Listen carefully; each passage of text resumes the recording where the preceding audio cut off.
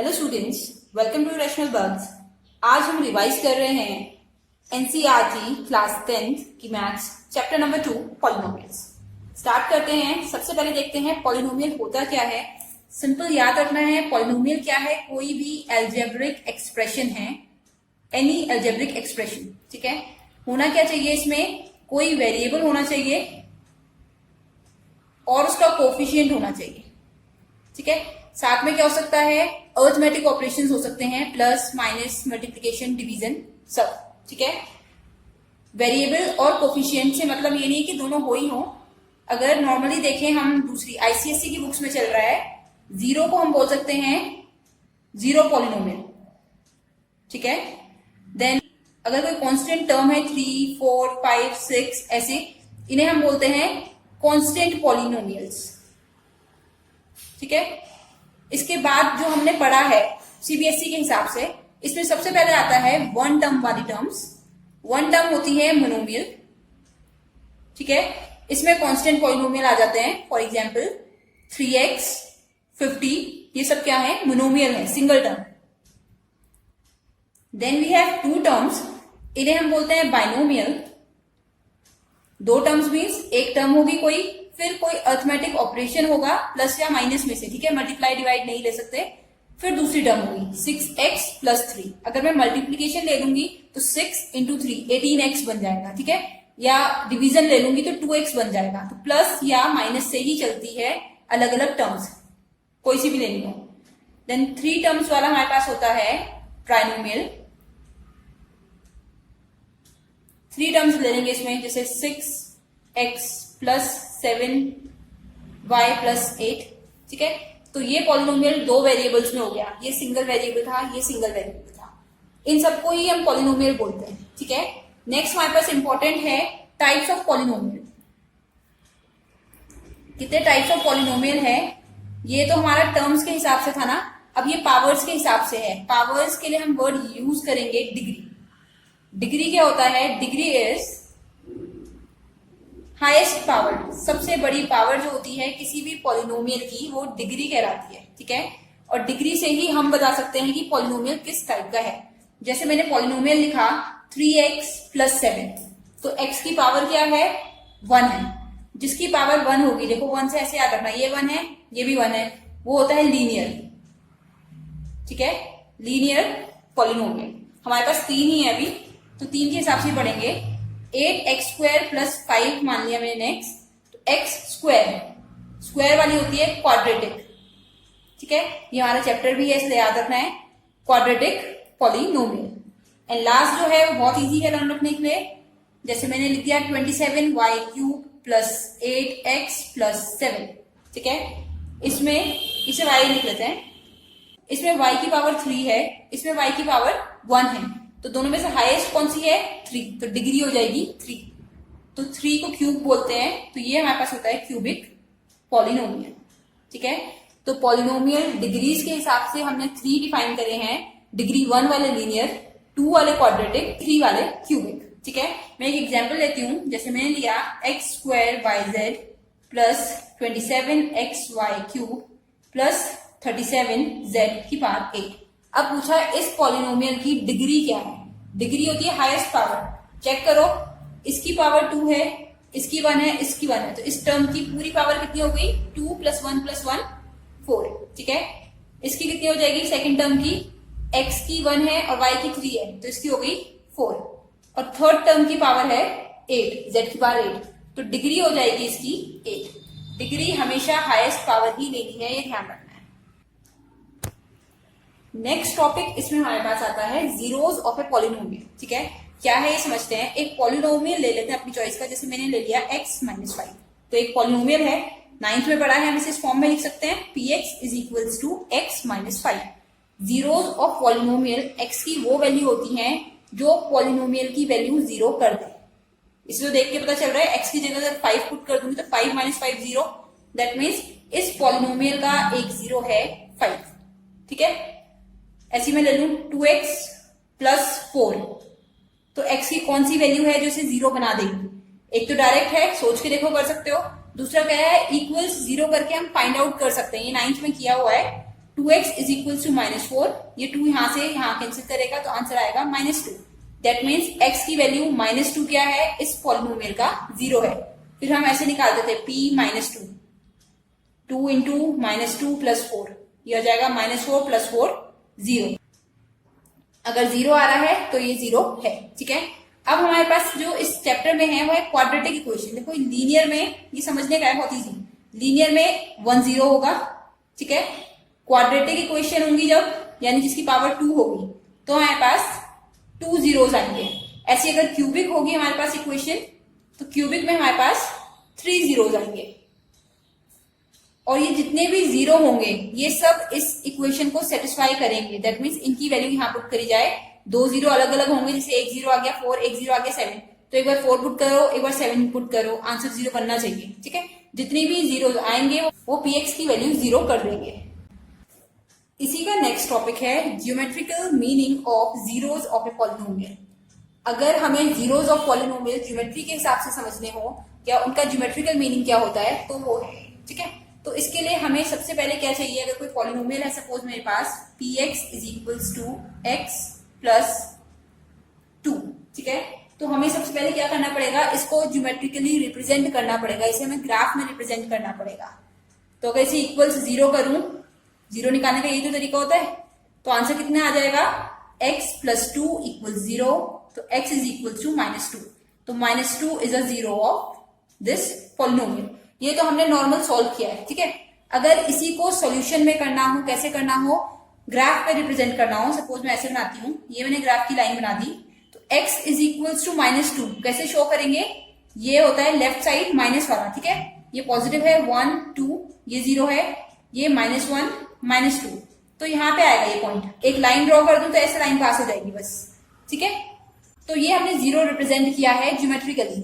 कभी भी अगर हमसे पूछे, हमें ग्राफ देकर पूछा जाएगा जीरोस ऑफ पॉलिनोमियल बताना है, तो तुम्हें वैल्यूज बतानी है या तुम्हें काउंट करना है, बेसिकली तुम्हें काउंट करना है नंबर ऑफ टाइम्स कोई भी लाइन हो या कर्व हो कितनी बार x को टच करेगा या x एक्सिस को कट करेगा, टच और कट x एक्सिस, ठीक है।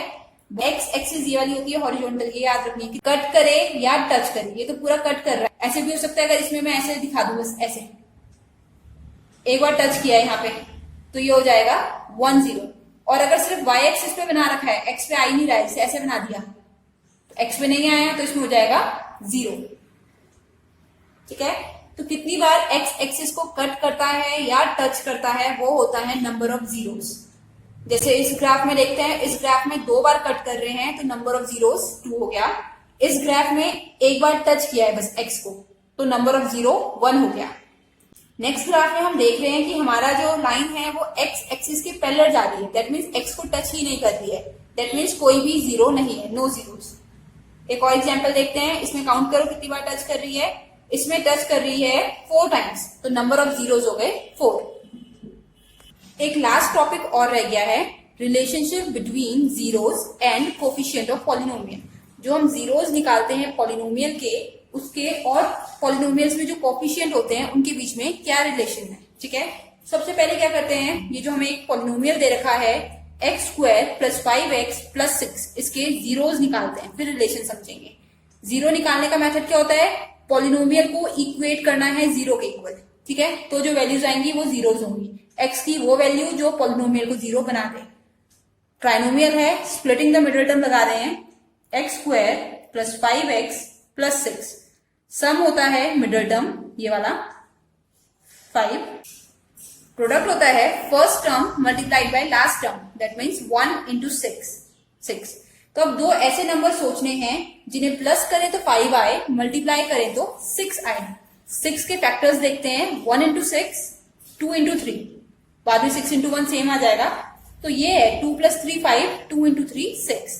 मैं यूज कर रही हूं x² plus 2x plus 3x plus 6। First 2 में कॉमन करते हैं, लास्ट 2 में कॉमन करते हैं, दोनों में x है तो ये हो गया x प्लस 2, इन दोनों में 3 है तो 3 बाहर निकालते हैं, 3x में से 3 बाहर गया बचा x, 6 में से 3 बाहर गया, मल्टीप्लिकेशन में है 6 को लिख सकते हैं ना 2 इंटू 3 बाहर चला गया तो बचा प्लस 2।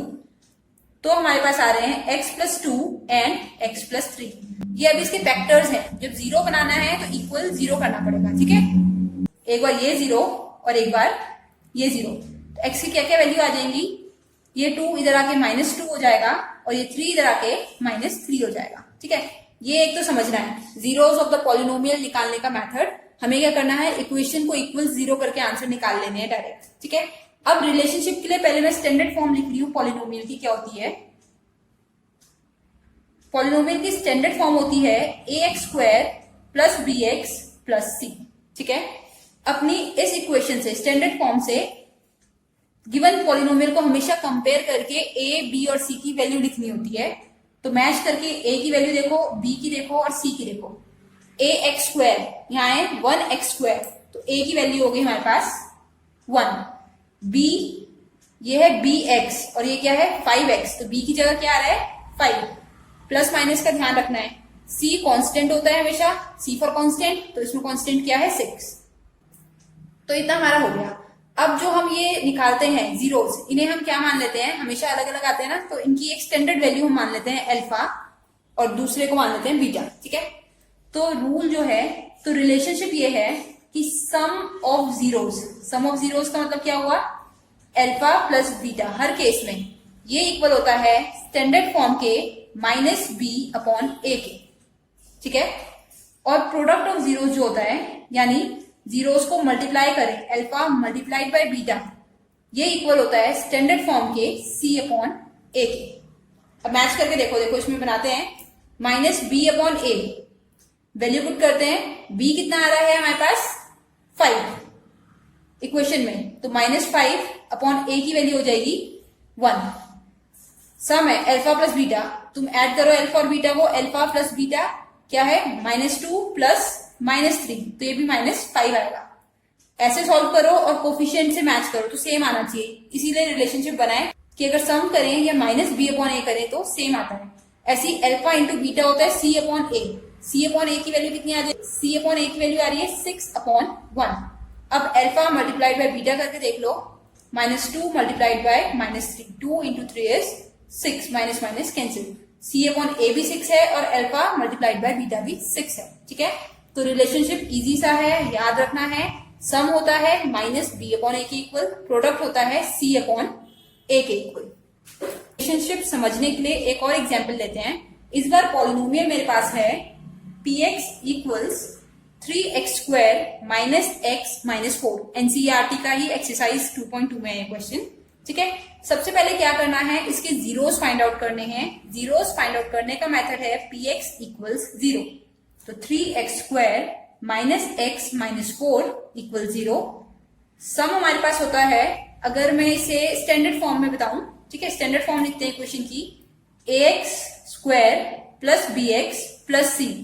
तो सम हमारे पास होता है इसमें b वाली टर्म, नॉर्मली ये तो कर ही रहे हो ना, 6 7 से कर रहे हो, स्प्लिटिंग द मिडल टर्म, और प्रोडक्ट हमारे पास होता है a × c, ठीक है, ये कर लू मैं। तो सम हमारे पास इससे कंपेयर करके मिल रहा है क्वेश्चन से। देखो a की वैल्यू क्या है 3 है, ठीक है, b की वैल्यू कितनी है -1 और c की वैल्यू है -4, ठीक है। मैंने इससे कंपेयर किया है, a की जगह 3, b की जगह -1, c की जगह -4।